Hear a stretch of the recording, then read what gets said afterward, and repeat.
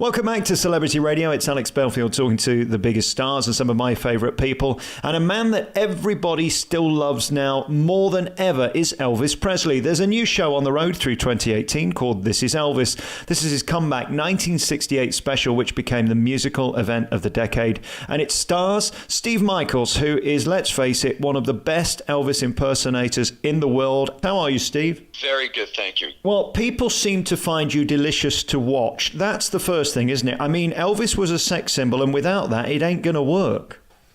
You know what? It's you have to have a little bit of everything, of course, and if that's what people are saying, then my goodness, I'll take it.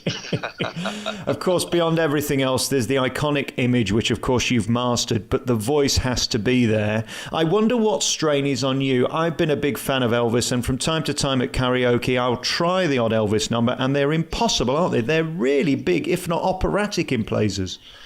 Oh, yeah. I mean, of course, Elvis's voice changed so much over the course of his lifetime, and the part that we're focusing on, This Is Elvis focuses on, of course, is that 68 comeback special.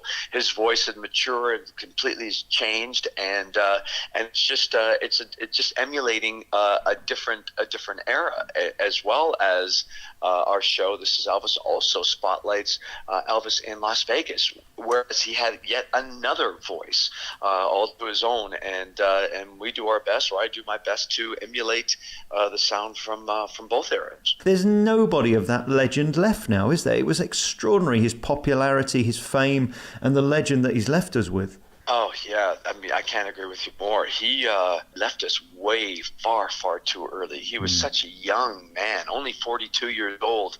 And because he left us so early and everybody loved him so much, we just couldn't let him go. And, I often wonder, and I hope that his star would burn just as bright. But if he lived to 85 years old, my goodness, I wonder what his legacy would have become then. The best Elvis song ever was If I Can Dream. You're going to agree with me, aren't you, Steve? You know what? I will agree with you, because the message behind the song is incredible, but how they also got to that, like the Colonel wanted the 68 comeback special to be a Christmas show. And of course, everybody, including Steve Binder, the director, thought this was a horrible idea. The song was supposed to end with a song that Elvis recorded. I believe it was a Gene Pitney song called I Believe. And then, of course, they thought that this is not going to work. The writer of If I Can Dream went home, penned it. The next day, Elvis heard it, and against the wishes of the Colonel, said, "This is the way it's going to be." And there we go. There's history, and it is such a beautiful song. What's interesting, the vocal from Elvis isn't perfect, is it? I wonder whether he was in a good place when he recorded it, because it's a very raw, if not the most raw vocal I think he ever recorded. It's extraordinary. Yes, well, and that's he was curled up in the fetal position on the studio floor singing that song, and it's been documented, and that is and that's exactly where I guess he just felt he wanted this to be his message song for the world, and it definitely was. It captivated so many people, and my gosh, 50 years later. Incredible. Why do I get a bit sad whenever I talk or think about Elvis? It was so sad towards the end, and when I hear Priscilla talk now, it was a tragic story, wasn't it? A man who had everything and nothing. Well, you know what? Yes. Again, my sentiments are exactly, because I think with Elvis, he was the first. He was the first teen idol. He was the first triple threat. He was a rock star, and then he became a movie star, and then he became a rock star, and then he got caught up in everything that was, sadly say, the uppers and the downers and the, anything that was going to put him to sleep, wake him up. And he was the first to experience all of it, and then in excess. And then, unfortunately, I guess he was one of the first ones to really really just sort of suffer from celebrity, and it was just very, very, it was very, very sad. The side thing with it comes to our show, This Is Elvis. We're celebrating 2 exciting times of his life. We all know how the story ends, but we're telling a story that falls directly in between those events. Do you know what I mean? Yeah. I just interviewed Engelbert Humperdinck about 3 or 4 weeks ago, and he told the great story of how they became friends and how Elvis came to see him and asked him if he could come back and talk to him after the show. I mean, can you imagine Elvis Presley asking to see your show and asking to meet you after it? Incredible. There'll never be another generation of star like that. No, and and I believe he did that with Tom Jones as well, because they too met in Vegas, and there's a very famous pictures of the 2 of them. Elvis goes on to quote himself, jokingly introducing himself as Engelbert Humperdinck on many of the recordings. So you can see how they were just all great performers, and Elvis, as in life, never stopped learning. And so he learned from all these other guys. And in fact, now I could be mistaken, but Tom Jones was a dramatic actor, performer, but he did a lot of movement with his arms. And I believe it was the fact that, again, Tom Jones had said to Elvis Presley, if you use your arms, you're not going to tire yourself out. Now, I do hope that I'm telling the truth, right. But I believe I am. I believe my source and what I've read is correct. But anyway, yeah. And Engelbert claims that Elvis nicked his sideburns idea. He'd got the sideburns before Elvis. If that's true, that's the greatest story in showbiz ever, isn't it? It could be, yes, it could be, especially the very big pork chop sideburns. That's right. That's for sure. Yes. Let's talk about you a minute, because you chose this vocation really, and it's changed your life, and you've certainly become one of the best at it.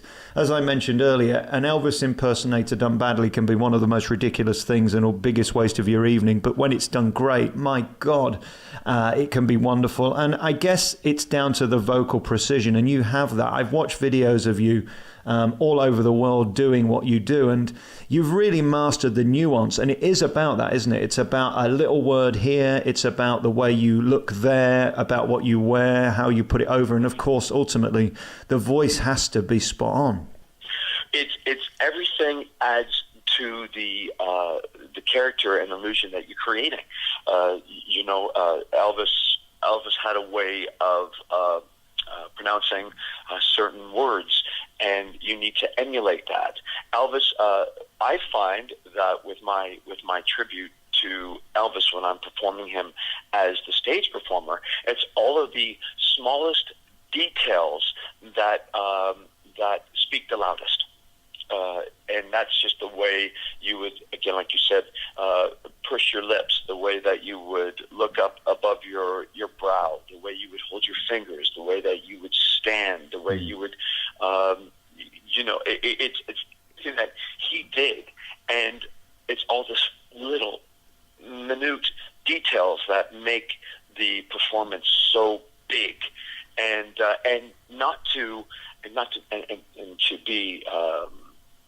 to make sure that it doesn't become a caricature of the man, because the man was never a caricature of himself. Mm-hmm. So it's to make sure that you focus in on that and never become a caricature. And again, that's what This Is Elvis is. It's such a beautiful salute to the man on stage as well as off stage, and never for a moment is it a caricature of the man himself. It's real.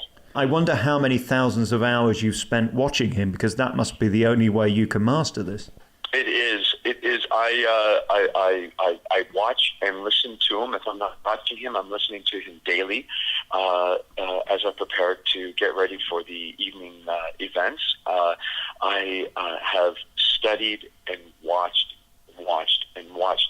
My mother, the closest thing that I have based on Elvis's life is a very close relationship with my mother as well. And my mother has been my biggest supporter and my harshest critic, because she too is an Elvis fan. And she would look at me and say, I think you got to get back and watch that, just focus in on this. And the biggest thing she ever told me was, as soon as you think you have it is the day you leave the business, because you'll never have it, because Elvis was just this being. And she said, you'll get close. And she goes, and that's what you always want to strive for. And I think that's the thing, is just keep striving to be the best that I can be in recreating everything a fan wants to see. And that is a reincarnation of Elvis the way they remember him. And when I'm on stage, I relive and try to be the man. But when I'm off stage, I am myself. Right. Both don't, one doesn't cross the other. You've mastered it so brilliantly. This is Elvis is touring the UK, and you can see Steve Michaels doing this. I wonder what your life is like as you, because you do look like him, and of course you've got the hair and all that stuff. Is your life as sexy in real life as Elvis's was? I wonder, Steve. I would love to say yes, but I would be telling a little bit of a white lie. I have to say that with the black hair and, of course, the sideburns and bearing a resemblance, that there are Elvis sightings that do happen. I know that when I'm standing in a crowd, or if I'm on the tube, that when somebody looks over at me and they kind of do a double take, I think to myself, there was an Elvis sighting that just happened. It's a hazard of the job, with these when you have black hair and sideburns, but it's something that I take in stride and enjoy. So. Well, congratulations on everything. I can't wait to come and see the show. You're touring the UK. I'll see you in Wimbledon in a couple of weeks' time. You're in Blackpool until tomorrow, then Edinburgh next week, Dartford, beautiful big theatres. You're doing Aylesbury's huge as well, Weston-super-Mare from the 5th to the 10th of March, New Wimbledon when I'll see you 12th to the 17th of March, then in Birmingham, of course, Regents in Stoke-on-Trent, Cardiff, Liverpool, Woking, Leeds Grand, Sunderland through June, Brighton, Bristol and Torquay ending the tour on the 4th of August. It's been a real joy talking to you. Let's talk again in person, and congratulations on mastering this art of Elvis. You really pay tribute to him, which is the greatest compliment, I think, for a show like this. Thank you for your time, Steve. Oh, thank you very much.